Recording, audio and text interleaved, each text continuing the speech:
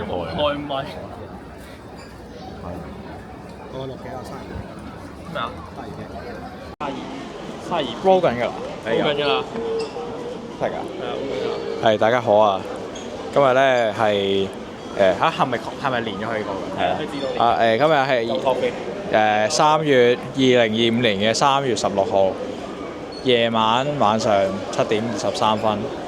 我哋今日嚟到呢度邊度咧？呢度係樂富商場。咁我哋今日嚟到呢度做乜嘢咧？今日嚟呢度做咩啊？我哋即刻訪問下我哋嘅導演先。係導演啊！我哋今日嚟做啲乜嘢啊？我哋今日嚟補翻啲 B roll 啊！哦，係咪補翻啲 B roll 嘅？咁咧就係試完咧，我哋嘅功課咧唔夠剪，係啦，咁啊應該係拍少咗嘢啦，所以咧我哋先會嚟到樂富呢個商場嗰度補翻一啲嘅片段，係啦。本來咧係夠 footage 嘅，唔夠不嬲就唔夠。哦，不嬲係唔夠嘅，原來係唔夠嘅，係啊，我哋香港嘅 shop 唔夠。係啦。咁咧唔夠 footage 導致啲乜嘢咧？就係導致咧我而家冇飯食，係啦。本來咧我嚟呢度咧係嚟呢度食飯嘅，但係唔知點解咧，我哋嘅導演咧就佢有呢一個新聞界即係所謂嘅神仙馬眼咩啊？唔係，我都唔記得咗咩鐵腳馬眼馬咩啊？個神仙肚嚇？包書包啦。哦，sorry。哦，咁我哋交翻俾我哋新聞界同事講下先。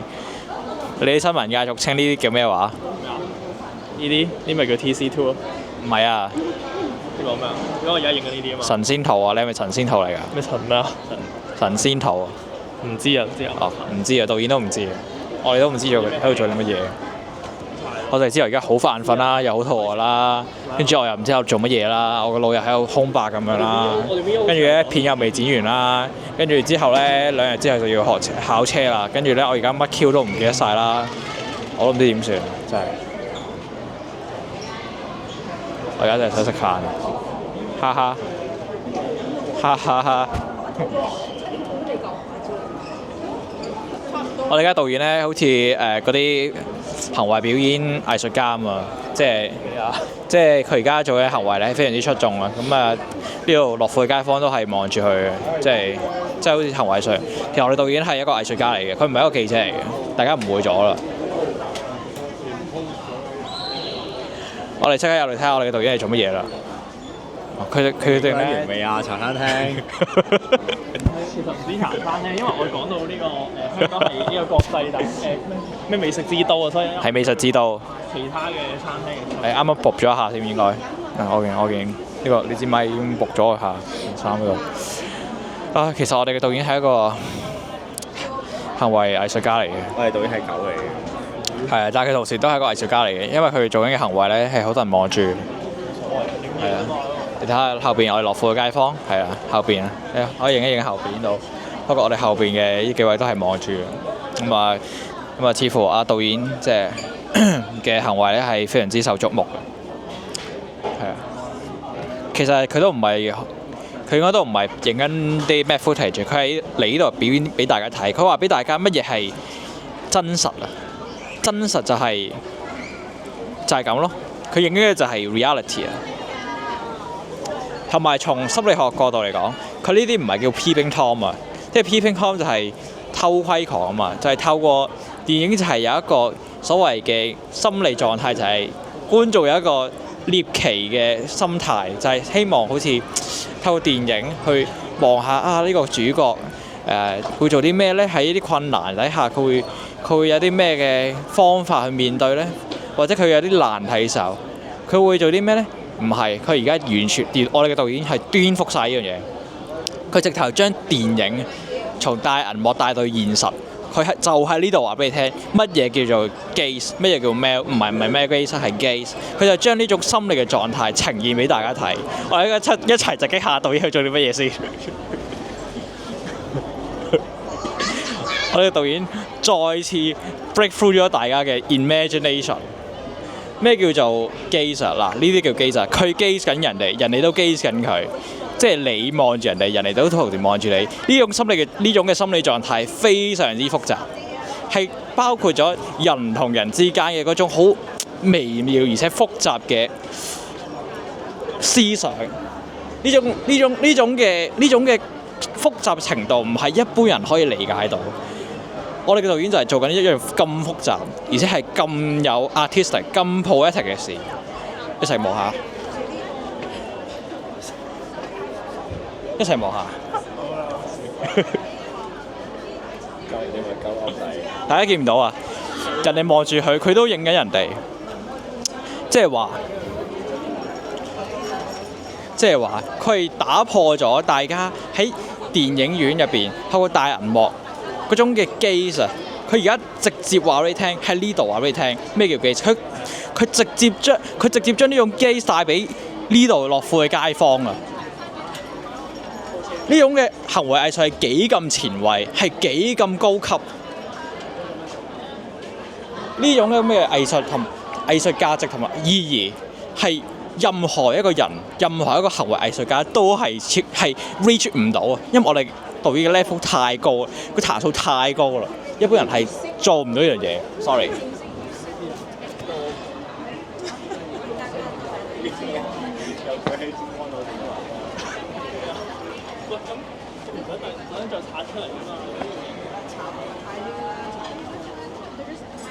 好啦，我哋又睇下我哋嘅導演喺度做乜嘢啦。點解啲人？快啦，導演，好揾到我啊！導演咧嚟咗一個新嘅位置啊！呢個新嘅位置，佢面前咧係有一班等緊食嘅街坊，等緊位嘅街坊，前後左右都有，仲有特別有一班女士喺度，唔知係咪想打破所謂嘅 male gaze？可能佢就想即係 switch 咗呢樣嘢叫 female gaze， 佢就由男性嘅凝視變成女性嘅凝視，打破呢一個性別嘅界限。我哋嘅導演再次嚟到呢個新嘅位置，係一個俾大家睇下，影下呢度周圍嘅環境，係一個非常之空曠嘅樂富商場嘅呢個位置。導演嘅行為係更加出眾，係更加 eyes catching。佢想話俾所有人知，佢而家做緊嘅行為，佢強調緊佢自己嘅行為，然後透過呢種行為去表達緊佢今次出嚟樂富商場嘅目的，佢係 reinforce 緊呢樣嘢。呢個意識係幾咁強，係幾咁令人注目。而且呢種程度係喺香港啦。我唔敢話外國啦，喺香港係非常之少見。OK， 我哋再次跟隨我哋嘅導演去下一個 location。希望你哋係聽到我講嘢，而呢支咪唔係俾人瞄咗啦。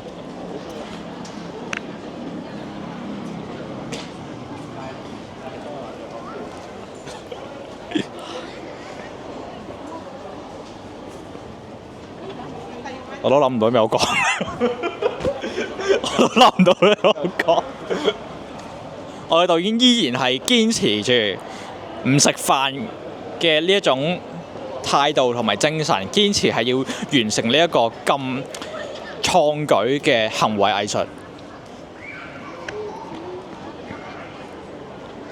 睇下我哋導演係幾咁鶴立雞群，係幾咁 eyes catching， 係幾咁耀眼。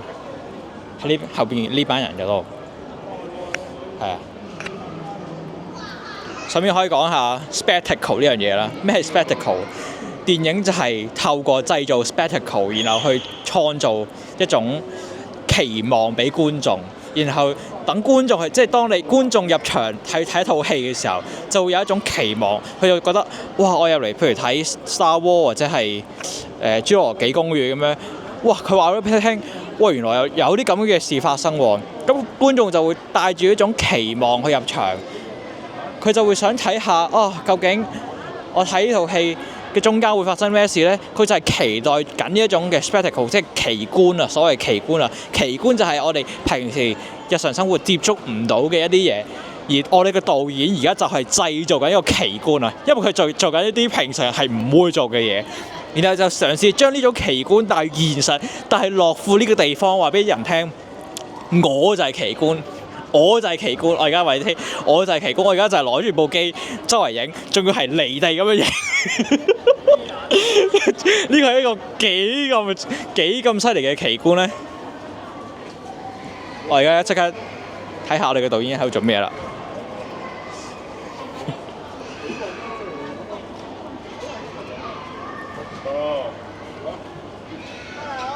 3大1細，好。導演食得嘢未啊？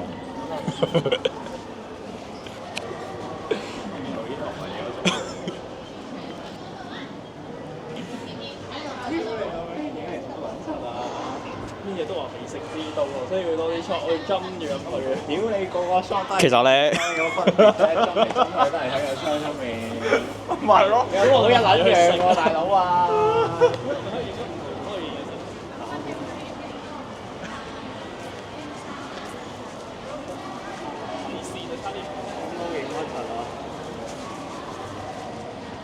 係咪仲 roll 緊㗎？冇緊。之後翻去食翻呢段俾我。放心啦，我會 take 鳩多 free 啊！即係點啊？即係點啊？我哋嘅導演咧，而家嚟到一個比較少人嘅位置，即使係少人啲，但佢依然係唔放棄呢一種嘅行為藝術。因為你會見佢放棄過，佢冇放棄過，佢依然係堅持緊佢自己嘅原創性，同埋佢自己別具一格、必須諗唔到別樹一格嘅風格。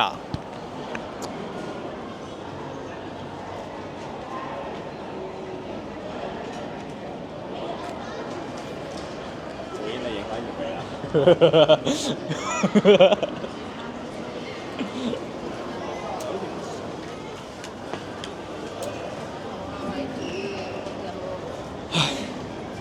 我覺得我哋嘅導演咧係要話俾呢個樂富商場嘅所有嘅食肆嘅用戶聽佢嘅存在。佢話俾人聽佢嘅存在價就係咁特別，就係咁獨特。即係你可以話佢係造作，你可以話佢係佢想博一啲嘅目光係啊。呢種係一種好常見嘅青少年嘅心理狀態，即係我要攞彩啊 whatever。但係我哋導演唔係。